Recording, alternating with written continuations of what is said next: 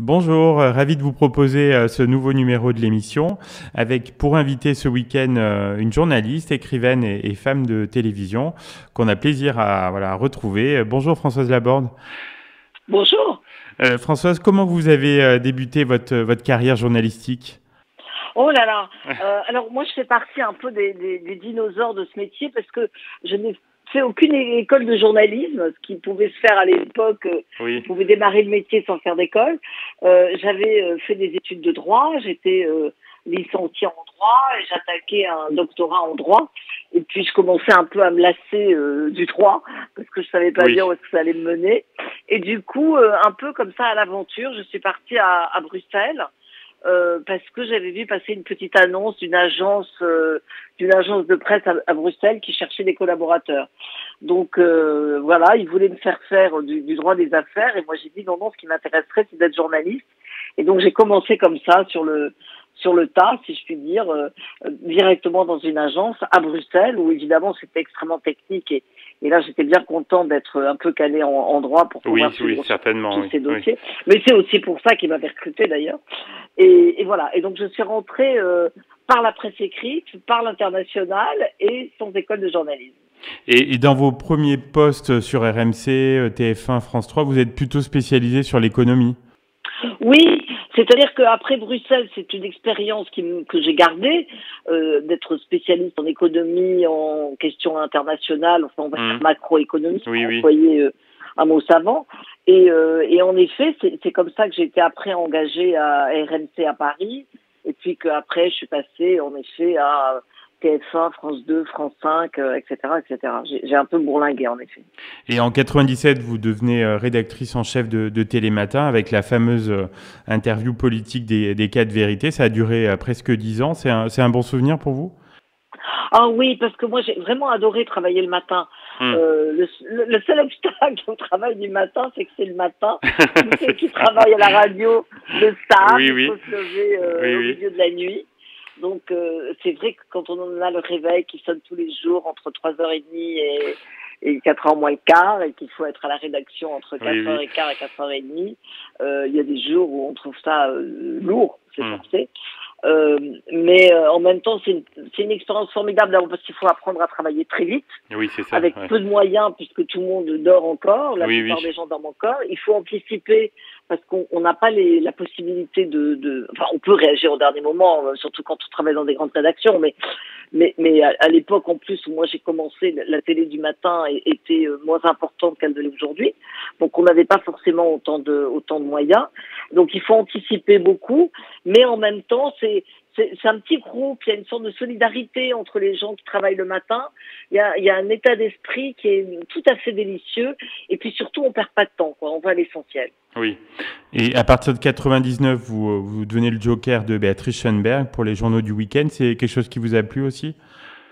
Ah oui, moi j'ai beaucoup aimé être à la présentation des journaux, et je dois dire que ça fait bizarre de dire ça, mais c'est vraiment ce que je pense, c'est pas une coquetterie. Je Hmm. trouve que c'est le plus facile de tous les métiers Oui, de journaliste à la on nous l'a télévision. déjà dit, Parce oui.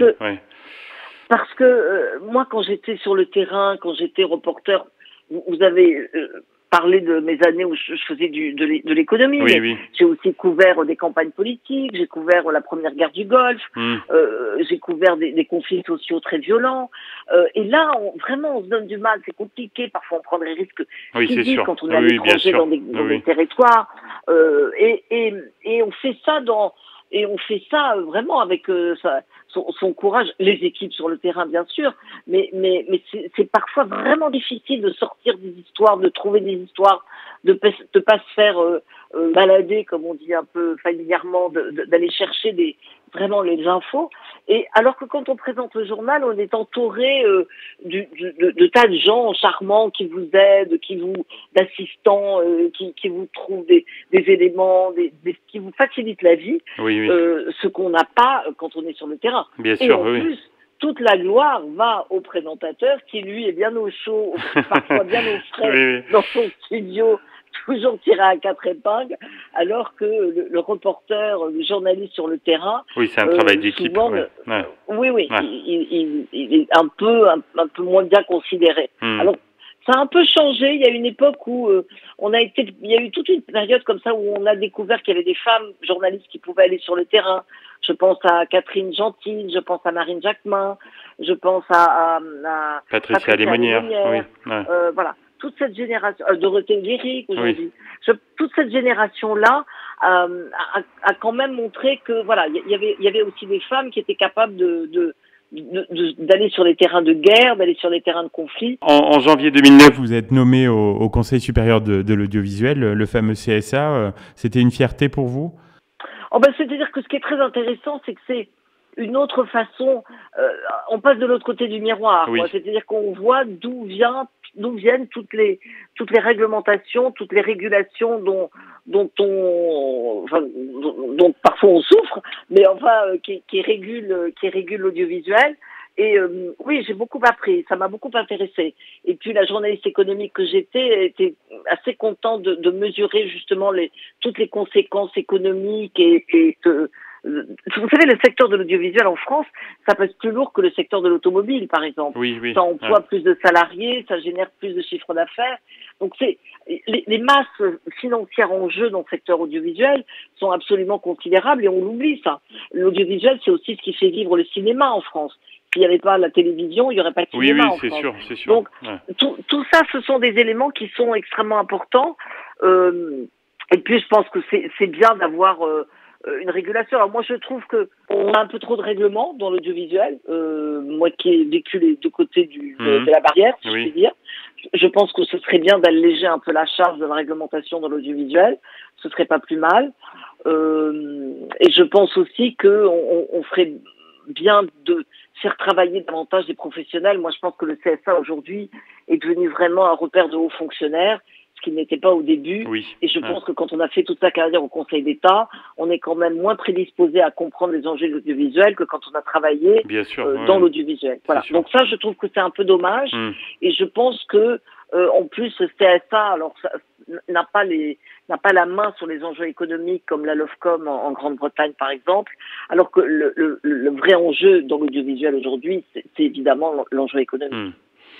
Parallèlement à cette brillante carrière, vous avez de nombreux engagements féministes contre l'homophobie, contre la maltraitance des enfants et puis pour la laïcité. C'est des beaux combats qui vous mobilisent toujours? Oui, parce que je trouve que, alors bon, féministe, j'allais dire, moi je le resterai jusqu'à la fin de mes jours et je me désole quand je vois toutes ces jeunes femmes qui sont pas plus féministes que les plus arriérées des rétrogrades. Mais bon, je veux pas citer de nom. Non. La laïcité, oui, parce que c'est l'autre pan du féminisme. Quand on est féministe et qu'on veut justement travailler à l'émancipation des femmes, eh ben on est pour la laïcité parce que toutes les religions oppressent les femmes, quelles qu'elles soient. Donc, je pense que ce qui sauve les femmes, justement, c'est la laïcité. Enfin, un des éléments qui sauve les femmes, c'est la laïcité. Et puis, la lutte contre l'homophobie, parce que, oui, j'ai milité dans des associations, notamment pour accueillir les jeunes qui étaient renvoyés de chez eux en raison, justement, de leurs orientations sexuelles, ce qui est impensable dans le monde dans lequel on vit aujourd'hui. Et c'était très intéressant aussi de parler parfois avec des parents et de leur faire comprendre à quel point leur comportement était complètement absurde. Et puis aujourd'hui, ce qui m'intéresse, ce qui m'occupe le plus, c'est en effet la maltraitance des enfants, parce que je pense qu'en France, on est complètement à côté de la plaque et que c'est un dossier on n'a pas pris la mesure encore. Non. On voit qu'on a beaucoup de mal à parler déjà des violences intrafamiliales et on minimise pour les femmes, on minimise dans la violence intrafamiliale et pour les enfants, on est complètement aveugle. Je veux dire, on a tout le temps en France des histoires de maltraitance où tout le monde est au courant, où parfois les services sociaux sont saisis et où il se passe rien. Et donc on voit que là, il y a vraiment un dysfonctionnement de l'État et je pense que ça fait partie des secteurs où la décentralisation et le fait de ne pas garder une politique nationale sur la protection de l'enfance a été sans doute a entraîné aussi beaucoup de dégâts. Quelle est votre vie aujourd'hui, Françoise, parallèlement à tous ces combats? Oh, alors moi maintenant je vis une vie d'heureuse retraitée. Euh, parfois je regarde avec perplexité mes camarades qui sont parfois beaucoup plus vieux que moi et qui continuent à s'accrocher à leur fauteuil avec le désespoir du cracoï sur la sur la coque des bateaux, comme on dit dans le Sud-Ouest. Et je trouve ça triste parce que oui. je pense que quand on a la chance d'être une génération où on est en bonne santé et cette dernière partie de vie qu'on peut vivre avec et il faut le dire, faut en profiter. Ouais.